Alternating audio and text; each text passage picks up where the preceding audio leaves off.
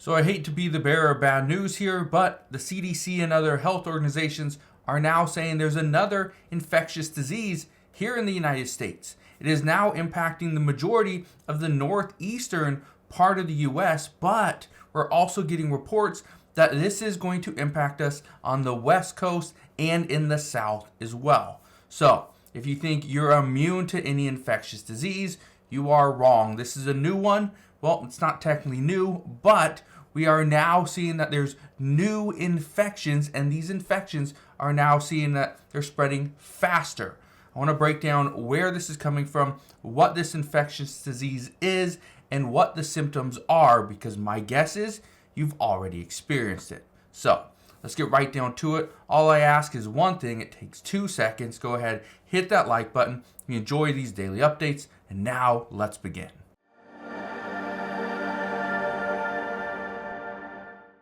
One of the things I absolutely hate doing is I hate coming on here and telling you guys about a new infectious disease or what the CDC is saying or what the World Health Organization is now saying. But many people have actually come to enjoy these because now they are getting the truth, what is actually happening. And here's what we know. The Norovirus is spreading in the Northeast according to the CDC data. It says norovirus is often colloquially called the stomach flu, though it is not related to influenza or food poisoning because it can spread via contaminated food and water. Now, what is the norovirus? Well, here's what I can tell you. This normally causes some of the symptoms, and these aren't great, but it's violent diarrhea, there's vomiting, and stomach pain. This is why many people believe they either got food poisoning or it's just the stomach flu. That's it. But no matter what the case is, the norovirus normally takes between 12 to 48 hours after being exposed to you start to feel the symptoms. And then it takes about 3 days, about 72 hours before you start feeling better. Now, in that time, again, you're exposed and 12 to 48 hours later, you start to feel the symptoms. Well, here's the thing. You are still able to expose other people. That's the concern. I want to show you something else, okay? Because this is happening all over the place. It says violent diarrhea-induced stomach bug spreads in Northeast. It's incredibly contagious. The reason why it's incredibly contagious at this time is because many people have been wearing masks for the past few years. And now masks are coming off. We are going back to normal. And the American people, especially, we are not used to this disease, this infectious disease, because we haven't had to experience it for a few years. But it's all coming back. The problem, though, is how many people are going to be infected. Well, according to one report, it says 20 million people, 20 million Americans get the norovirus this year. This is a large outbreak in Northeast continues. But it's not just in the Northeast. It's on the West Coast as well. And it actually increases the colder it gets because people actually stay indoors. They stay confined. And then it really starts to spread. One of the things you need to understand about this norovirus is that it's particularly impacting Pennsylvania, New Jersey, and New York.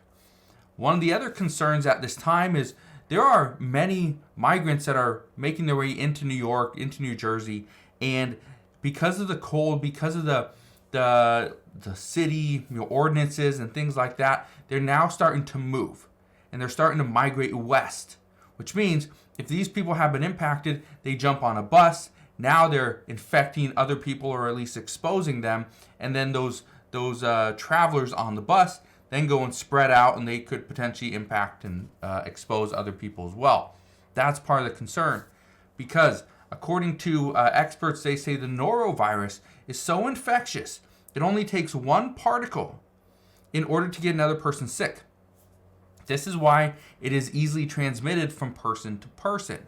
Not only is the norovirus transmitted from person to person, though, it can also be transmitted through food and water. If I'm over there making you a sandwich and I have it, and I make you a sandwich, my hands are aren't clean or whatever. I make you a sandwich, I'm touching the bread, touching whatever I'm putting on there, and I give it to you. You eat it, you consume it. Guess what? There's a high likelihood that you would then have the norovirus as well. Something else I just want to read to you. They say cases normally spike between February and March each year. That's what we're seeing this year as well. The concern, though, is our temperatures across the United States have been somewhat interesting. We do not know what to expect for March or even April. It could still be a very cold month in April. We don't know. But they say the norovirus is on the rise throughout the United States. We are seeing right now 12% of tests are returning back positive. That's across the U.S., not just in the Northeast. So this is a very infectious disease, and many experts are saying that we need to watch out for this. Now, here's what I can tell you.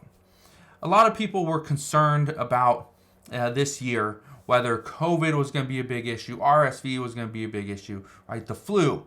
A lot of these things really impacted us. But here's the next thing. What do we do if we are feeling this stomach bug? We feel like we just had food poisoning. Well, experts believe the best thing to do is just to stay home. Stay home for one reason. You do not want to have violent diarrhea on your way to work, in the middle of a classroom, and now all of a sudden you start to feel like you have to go to the bathroom. So if you don't really want to go to work, you don't really want to go to school, they say stay home.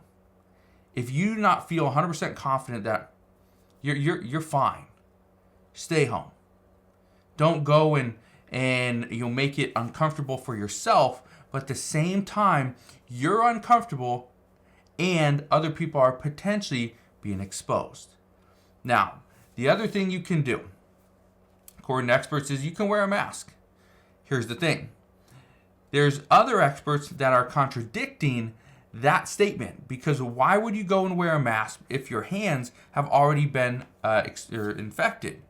And now you potentially have particles on your hands, then you go and touch a doorknob, you go and touch a pencil, you touch a keyboard, a mouse, a paper, you hand it to somebody, right? It's as simple as that. Or you go and make some food for your children or your spouse, and then they get it as well. Again, a lot of issues here. All I can tell you right now is that experts are looking into this. What we do know is this is going to continue to spread. It will likely spread faster, which means more people will be exposed, more people will get this infectious disease, and they will feel the exact same symptoms that everyone else had. All I can tell you right now is just be prepared, continue to wash your hands, use hand sanitizer if you have it. It's just an extra precaution. And then obviously number 3, stay away from people if they do say they are feeling somewhat sick. It's just common sense. But no need to panic. This is not something that's going to shut down the United States. This is not something that is going to take the lives of millions. It's going to make people very uncomfortable. It's going to make people obviously dehydrated. That's the concern, is dehydration. So the last thing I can tell you, just continue to drink a lot of fluids. But that's what we have for you guys today. Again, just if you're out there, stay safe, be aware of what's going on. But again, that's what we got for you guys today. So again, thank you guys for watching. Consider subscribing. I'll see you guys on the next one.